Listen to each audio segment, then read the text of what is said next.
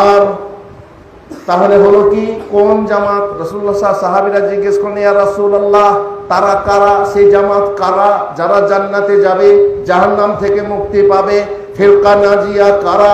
যারা 73 দলের মধ্যে একটা দল, সেই দল কারা? তো রাসূলুল্লাহ সাল্লাল্লাহু আলাইহি ওয়াসাল্লাম বললেন, হিয়াল জামাআহ, সে হচ্ছে জামাত।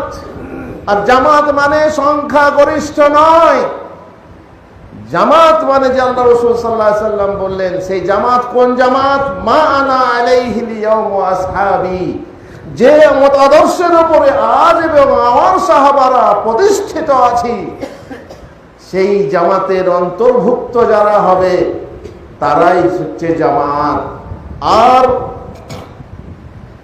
জামাত হচ্ছে জামাতুল ইসলাম, যারা হকের উপরে একত্রিত হয়, একতাবদ্ধ হয়, আর তারা দিনে কোনো বিষয় নিয়ে মসলা মাসায়েব, কোরআন হাদিস নিয়ে বিচ্ছিন্নতা তৈরি করে না। কিন্তু দুঃখের বিষয়, এটা স্বাভাবিক, মানুষের মাঝে ইখতিলাফ হবে।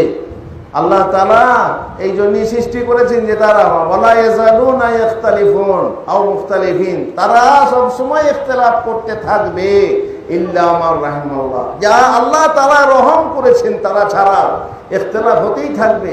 আর ইখতিলাফ হলেই তখন দল বদলুরা দল বদল করবে, দল নতুন গঠন করবে, এটাই স্বাভাবিক।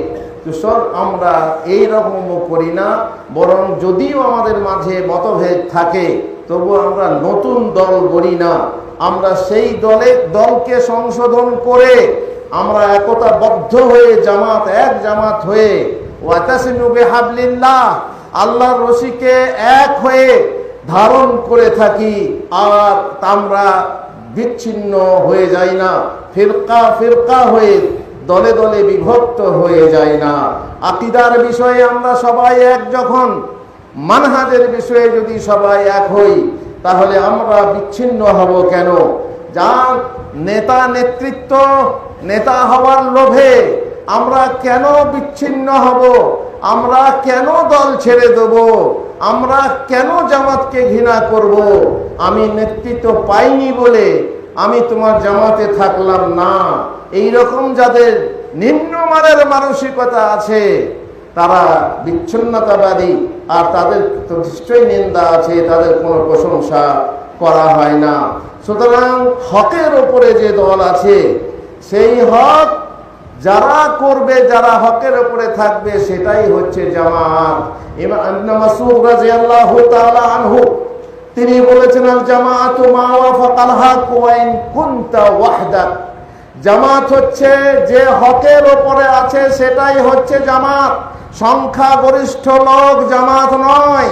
তোমরা সংখ্যায় বেশি বলে, এটা হচ্ছে পশ্চিমা গণতন্ত্রের নিয়ম, যে গণতান্ত্রিক নিয়মে বলা হয়েছে যাদের সংখ্যা বেশি তারাই হবে হকপন্থী, বা তারাই হবে রাজপন্থী, বা তারাই হবে দেশের নেতা।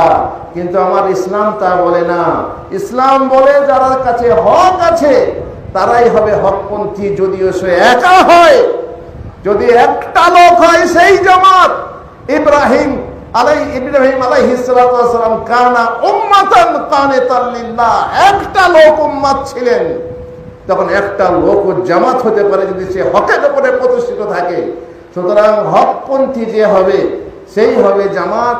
আমার বেশি লোকের দরকার নেই, মানিকের খানিক ভালো। যে কোটা লোক নিয়ে হকের উপরে থাকা যায়, সেই কোটা লোকই হচ্ছে জামাত।